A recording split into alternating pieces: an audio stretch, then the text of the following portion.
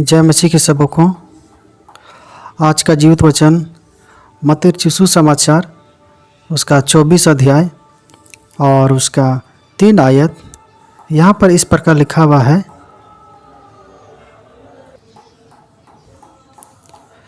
जब वह जैतून पहाड़ पर बैठा था तो चेलों ने एकांत में उसके पास आकर कहा, हमें बता ये बातें कब होगी, तेरे आने का और जगत के अंत का क्या चिन्ह होगा।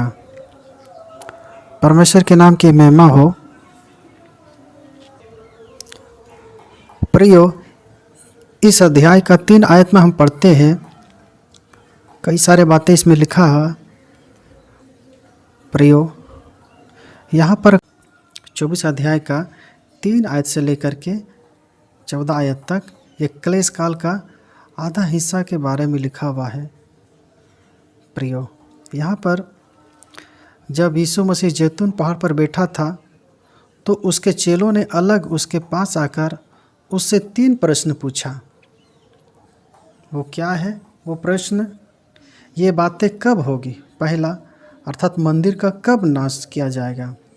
दूसरा, प्रभु के आने का क्या चिन्ह होगा, अर्थात जब वो पृथ्वी पर अपना राज स्थापित करने के लिए आएगा तो उसके पहले कौन सी अलौकिक घटना घटेगी, ये दूसरा हो गया। और तीसरी, जगत के अंत का क्या चिन्ह होगा, अर्थात उसके महिमामय राज्य के ठीक पहले कौन सी चीज़ इस जगत के अंत की घोषणा करेगी।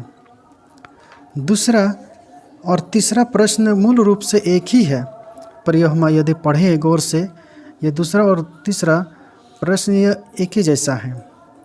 हमें यह स्मरण रखना अवश्य है कि इन यहूदी चेलों की सोच पृथ्वी पर मसीह के महिमामय युग के आसपास ही घूम रही थी।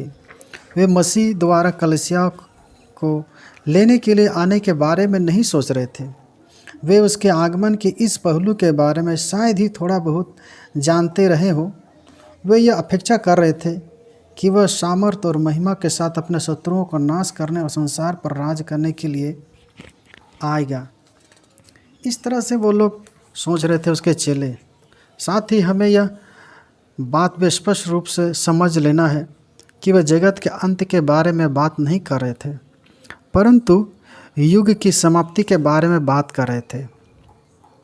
उनके पहले प्रश्न का उत्तर सीधी सीधी नहीं दिया गया है, बल्कि ऐसा प्रतीत होता है कि उद्धारकर्ता ने यरूशलेम पर सन 70 के आक्रमण, लूका रचित सुसमाचार 21 अध्याय और 20 से 24 आयत में हम पढ़ते हैं, आने वाले दिनों में इस मिलते जुलते एक अन्य आक्रमण को एक साथ मिलाकर बताया।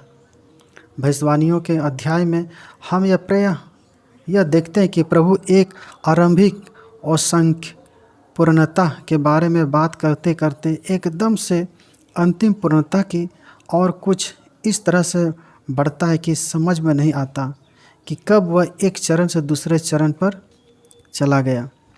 दूसरे और तीसरे प्रश्न का उत्तर अध्याय 24 के 4 आयत से 44 आयतों में दिया गया है। इन पदों में क्लेश काल के 7 वर्षों का वर्णन किया गया है जो मसीह के महिमामय आगमन से पहले आएंगे। पहले 3.5 वर्ष का वर्णन 4 आयत से 14 पदों में किया गया है। अंतिम 3.5 वर्ष का वर्णन, जिसे महाक्लेश और याकूब के संकट का समय, जैसे यिर्मयाह के पुस्तक 30 का 7 आयत में कहा गया है, पृथ्वी पर के लोगों के लिए अभूतपूर्व क्लेश का समय होगा।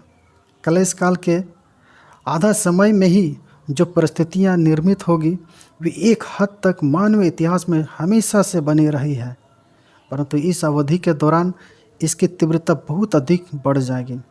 कलीसिया के लोगों पर भी क्लेश आने के बारे में कहा गया है, जैसे हम पढ़ते हैं यूहन्ना रचित सुसमाचार 16 अध्याय का 33 आयत में, परंतु यह क्लेश उस क्लेश से बहुत अलग होगा जो उस संसार पर उंडेला जाएगा जिसने परमेश्वर के पुत्र को ठुकरा दिया।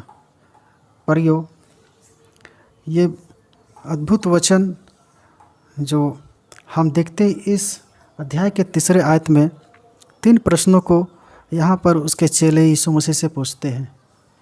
प्रियो, ये बहुत ही हमें जानना और समझना ज़रूरी है कि आने वाले दिनों में, भविष्य में किस तरह घटना घटेगी अंधविश्वासियों के साथ, इस संसार के लोगों के साथ।